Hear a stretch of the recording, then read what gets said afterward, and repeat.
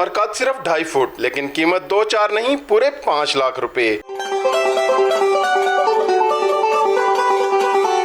ये है सरगोदा की मवेशी मंडी की नई मेहमान और नाम है मुस्कान। कैनेडियन नस्ल की इस गाय को छोटे कद ने मुनफरिद बना दिया। कैटल मार्केट में दूसरे जानवर भी मौजूद हैं, लेकिन हर कोई इसके सहर में मुब्तला है। इस मुस्कान के नखरे भी जरा वखरे। खाने में सिर्फ चारे पर गुजारा नहीं, भूख लगने पर इसे बर्गर और बिरयानी भी चाहिए। चाल ढाल निराली तो खूबसूरती में भी बेमिसाल। व्यापारी का कहना है कि लाड प्यार से पाले इस जानवर को 5 लाख से कम में फरोख्त नहीं करेगा। इसकी खुराक हम अपने बच्चों जैसी देते हैं, बिरयानी, बर्गर, मीठे चावल। 2.5 फुट सारे इसका कद है।